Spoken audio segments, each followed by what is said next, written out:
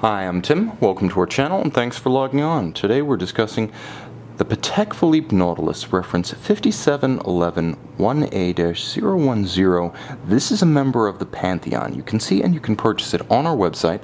Subscribe to our YouTube channel if you enjoy these videos, and please click on the card in the upper right hand corner of the screen at any time during this video to see our full sales listing for this watch with additional accessories included in the sale, high resolution images for your desktop, and naturally complete pricing details for this 120-meter water resistant automatic Patek Philippe sports watch.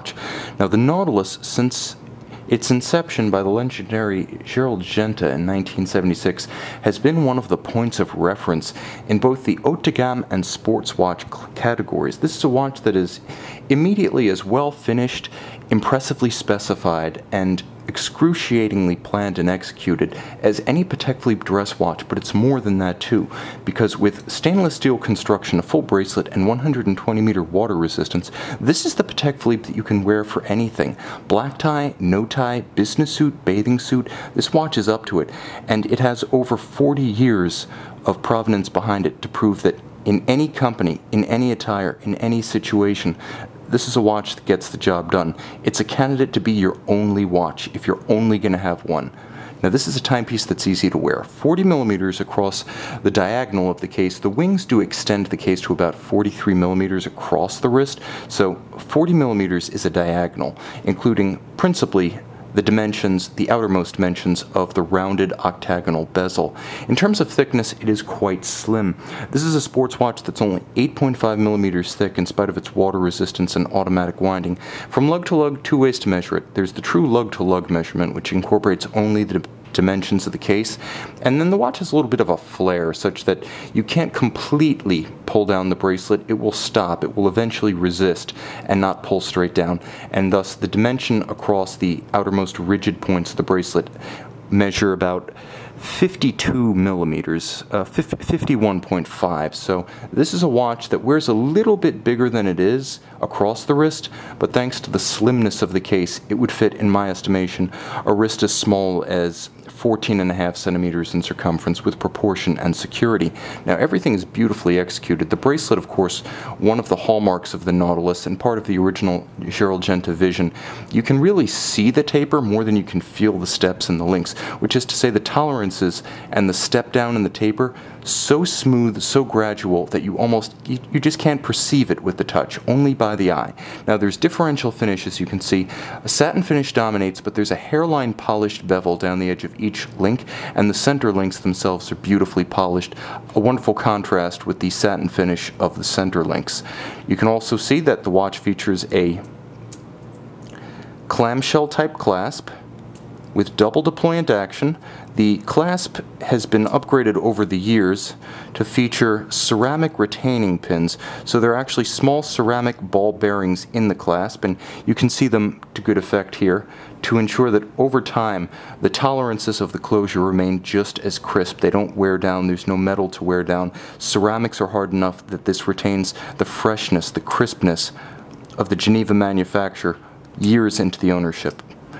As you can see, it's also beautifully low in profile. Unlike conventional bulky sports watch clasps, this one's not going to get battered and bruised to death while desk diving.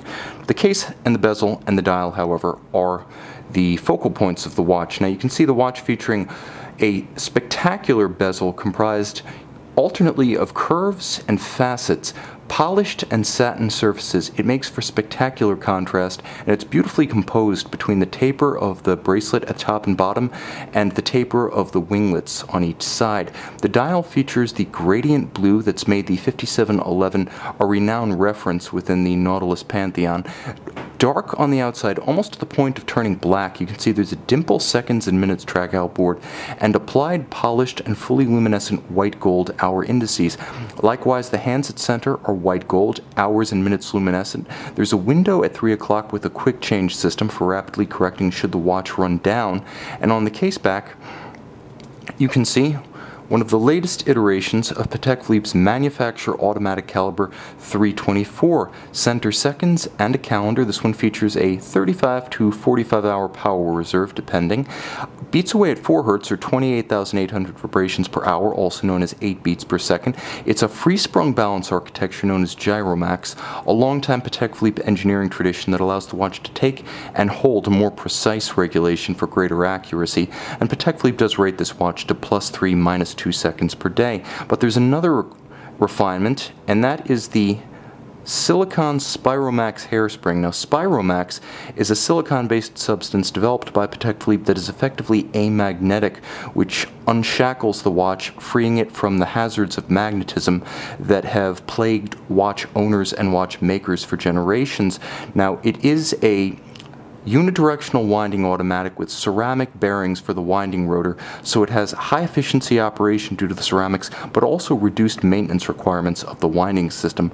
Ultimately, everything is finished to the standard of the Patek Philippe seal, as the 5711 has been since mid-2009, and you can see the gorgeous circular Côte de Genève on the winding rotor, linear across the bridges, tight and even engine turning or perlage on the base plate. Every jewel and screw sink beautifully polished around its outer edge, with the edge of every bridge mirror polished and rounded by hand. That is the anglage of the movement. You can see this handsome, versatile, and historically significant Patek Philippe reference, the 5711 1A-010 in stainless steel, on our website.